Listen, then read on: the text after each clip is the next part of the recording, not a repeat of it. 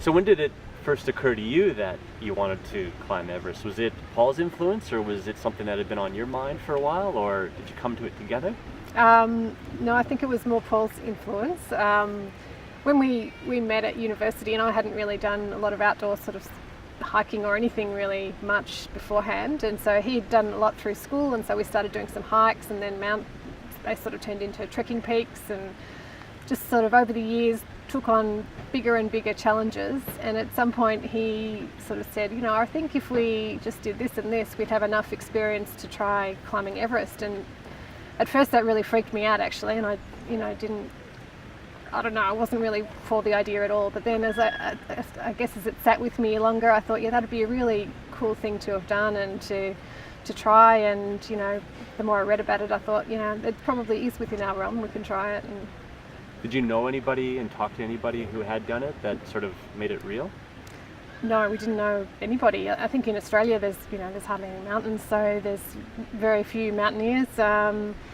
Obviously you can read a bit on in books and things. Even at that stage there wasn't much online, but no, we didn't know much aside from what we'd read and a few documentaries and things. So it was going into it pretty naive, I suppose. So I remember seeing both you and Paul in, was it 2006 riding? You'd be riding in the bunches and so forth. And was cycling something that you got into because of this, or were you riding before? I think we had both started cycling a little bit before that, but then when we decided to step up our training and really prepare for both Everest and also the mountain we climbed before that in Kazakhstan, we really decided that cycling was probably the best way to do a lot of training, and was something we could do every day of the week, and hopefully not get injured. Neither of us are particularly good runners, or and there's not enough mountains close by to do extensive hiking, so you can really get some good cardio training with cycling. I know in the year leading up to it, Paul's told me about some of the stuff you guys would do, like the Threadbow, what was it, Canberra to Threadbow or whatever trail, and just the massive days you guys would do and stuff. Did you really get into this and know that this is something you had to do to prepare, and that this could be the difference between life and death? Absolutely, yeah. I mean, I must say I didn't enjoy doing that volume of training because it was just too much, and we just didn't take enough, we didn't take many breaks and sort of recovery time. And in hindsight, that sort of worked for us, because that's what mountaineering is like. You just have to learn to deal with exhaustion and keep pushing through that. But we did some pretty insane training trips and things. Like at one point we camped at the bottom of a mountain and would just climb it twice a day, and then remember we did that for a few days, and then we went off and did some cycling, and that was fairly full on, and we came back and did another lot of hiking, and it's just continuous. There was sort of just not much reprieve in there. Were you committed though and said, I'm doing this, or did you question it? I think once we really decided. We put a date on it. There's only really one time of year that you can go and climb Mount Everest, so we sort of knew when we were aiming for. We had a plan, and we were sort of working backwards from that plan and as to what we were going to do. And I think as well what helped was after I got off over the initial sort of overwhelm of even thinking about climbing Everest, we started talking to friends about it and making it public, and then we actually started even blogging about it, which sort of made it much more real, because we had all these people now. Slowly, initially it was just friends and family, but then slowly that sort of built over time, that were following along on our journey, and what seemed to be, we were kind of doing it ourselves, but we had all these people along for the ride with us, which kind of, when you've got other eyes on you, it sort of makes you be your best self, I think. So I think that was one of the things that helped a lot, that being accountable to other people. And when you guys got to base camp, when did it start getting tough for you? When did you start realizing the reality of it? Even at base camp it was tough. I remember thinking, geez, I'm as fit as I can be with what I knew at the time. And, I just, get out of my tent, swing the pack onto my back and be out of breath already. And I was just thinking, how am I going to get through the ice, or how am I going to get up to Camp 2? How am I going to, all these things, how am I going to do the next thing? But I suppose what I just had to focus on was just doing that the task for the day, and whether that was just getting to Camp 1 or, even just the hike to the base of the ice fall was kind of, okay, we've got here. Now next step is, tackle the first few ladders and see how we can get through those. And next step is, okay, just so setting really, really short-term goals and focusing on what actions you need to take within those. How does that contrast with Paul's approach to something like this? Is it similar? Is it complementary? Is it very different? Geez, I haven't really thought about it. I think it was pretty similar. Like, I think we would both, we've made the plan at some point beforehand as to what we were going to do, and then we would, just focus on, okay, we've done the deciding, now let's actually just focus on the doing, and let's not question whether that plan was right. We've thought about that with as much knowledge as we have, and let's focus on getting through the next steps to get it done. I think he was fairly similar. So, unless there's anything that major happened, but take me through the last day of the Camp 4 to the summit. Unless I'm missing something big in there, I'm sure I am, but no, I mean it all felt big at the time, but nothing particularly went wrong, or it all, as you acclimatise, it sort of, well, yeah. Anyway, okay, I'll talk to you about the last bit. The last summit. So I left earlier than Paul. This is from Camp 4, and because I go slower, and I was climbing with my Sherpa, and a couple of hours in, I was just thinking, there is no chance I'm going to get to the summit. I'm going so slow. It is so hard. I can't, literally I would be taking 2 steps and then doubled over, heaving for breath, leaning on my ice axe. I just thought, there's no way I can get to the summit at this pace. It's just too hard. And then I remembered, what I had planned was I had planned to have a turnaround time of midday, because a lot of the accidents that I'd read about happening beforehand happened because people didn't have a turnaround time and they continued going for too long, and then they got into trouble because they were just exhausted and ran into bad weather in the afternoon. So midday was my cut-off time. Okay, wherever I am, I'm going to turn around and come back. But at that point I thought, well, I'm never going to get to the top, but at least I should keep going until midday. I'll see how far I can get. And so when that thought crossed my mind, I thought, okay, just keep going until midday. And so that was something that really helped me, I think, because it just seemed like, even when you're at Camp 4 and you're heading to the top, it's not really all that far. If you're going at a snail's pace, it seems like you're never going to get there. So midday was the goal, not the summit. You were breaking it down into smaller pieces. Yeah, exactly. I mean, even on the climb, I'd be looking at some, shadow in the snow up ahead and thinking, just get to that. Just get to that, and then, okay, have a little breather. Yeah. Really breaking it down to the micro level.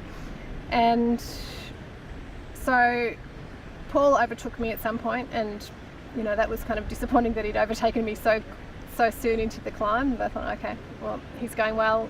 It's good that he's going well, and I'll just keep plugging on and see how far I can get. And then I came to him again, and I thought, well, initially I thought, have I caught up to him? And I thought, no, that can't be right.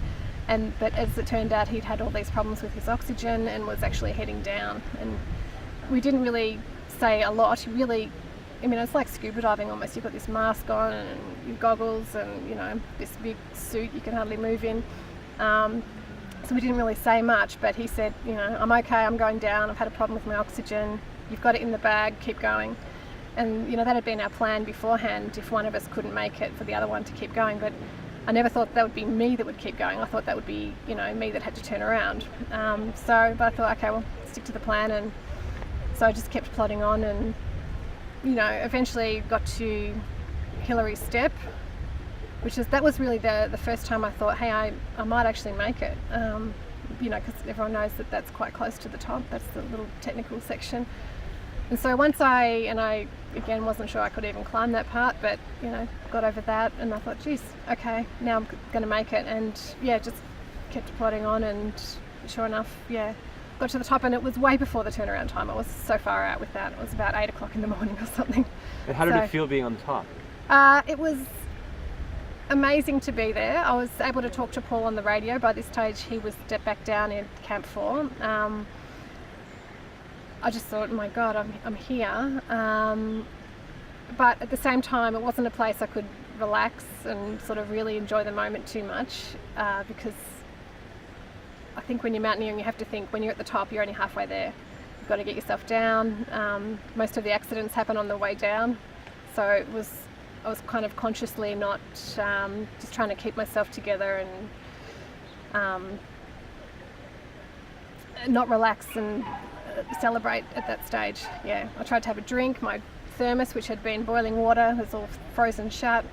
I was only able to take 2 photos. I had to keep warming up the battery of my camera between taking photos, and then it just wouldn't work anymore. And so, it was only a really small area as well, but it was really amazing to be there, just and see that sort of view all around 360 degrees. How many were standing on top when you were there? It was just myself and my Sherpa. Wow. Yeah, just the 2 of us, yeah. And you made it down to Camp 4 safely, and were you part of encouraging Paul to try the next day? Yeah, I did encourage him to try the next day. I thought, look, we're here, you know, you sort of can't stay at those altitudes for very long, so one more night was even a stretch, but I didn't really think that it would be achievable. I mean, it would have been amazing if it was, but unfortunately it was just, the previous night had taken too much out of him, and understandably he had to turn around. And so you supported Paul for the next year when he attempted again and made it. Yeah. Was there any part of you that said, yeah, I'll try it with him, or were you just like, no, I'm out? No, I had no desire to go back right up the top. I think I would have gone further with him if there wasn't the icefall. So the icefall is the part straight after base camp, and that's one of the most dangerous parts, because there's crevasses you have to cross. They're not so bad. They seem frightening, but you've just got to keep your wits about you and be careful. But the more dangerous part is that there's just ice blocks the size of buildings that can shift and fall on people at any time, so you've just got to sort of move through that part as fast as you can and hope for the best. And I just didn't want to do that again. Was there a big part of you that worried about Paul? Yeah, I was definitely worried about him, yeah. But I also didn't want him to sort of live with regret and wish that he'd gone back. And I think, if you've got something in you that says you want to do something, you should really do everything you can to try and do it. Yeah, so Paul was, he'd done all his acclimatisation. He was up to Camp 4 and, ready to take the summit bid, and he got on the radio to me and he was saying, look, it doesn't look good, it's really windy, it's colder than we want it to be. And I could hear in his voice he wasn't feeling good about it. And he was, when I spoke to him later, he was sort of saying that, when it wasn't until he got to that point that he remembered all the bad parts about climbing Everest. It was how difficult it was going to be, and he could, see it was, it's quite dangerous. And so we're on the radio, and again, we just sort of said, well, okay, it seems windy, and always when you're inside a tent, it seems worse than it might be. And I said, well, look, let's just, stick to the plan, get out there, and get all your gear on and try it and see how you go. And if you turn around after an hour, that's one thing. Just go out and stick to the plan and see how you go. And so he did that, and the wind dropped, and it was actually the right decision to make. But I do remember getting off that phone call and thinking, geez, did I say the right thing? But touch wood, everything went well. So. And so you guys are quite successful entrepreneurs in your own right. Is a lot of what you learned through the Everest experience translate into that, or do you find that it's the opposite, that your business approach translated to success on Everest? I think that when you're working towards any big goal, there's some general principles that hold to anything really, and that is, really having a good plan and then following through on that plan, separating the planning from the action. I think some people go back and forwards and constantly second guess themselves and go back to, was that the right plan, when it gets a bit hard. But really, you've just got to push through those parts when it gets a bit hard and take the actions that you said you were going to do. Having the accountability, I think, was really good for us on Everest, and having all these people following along on our blog. But same in business, when I've had a business partner in the past, and you might have a meeting, or I've had mastermind groups that do the same things, where you say you're going to do something and you've told other people you're going to do this thing. And so then when it comes down to it, you don't want to go back to them and say, oh, I just didn't get to it, or it got too hard for me. You want to actually have done that thing. Little goals as well? Little goals, exactly. Just breaking it down. And I think often the things that seem like they're going to be the hardest thing from the outset, they're often not the hardest thing once you get into them. There might be something else that turns out to be harder. But, just until you get to a certain stage, you can't really plan for how that's going to be. So,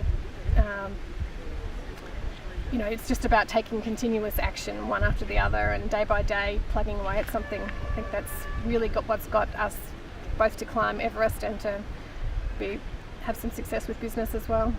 So you've had a really tough year with being diagnosed with cancer.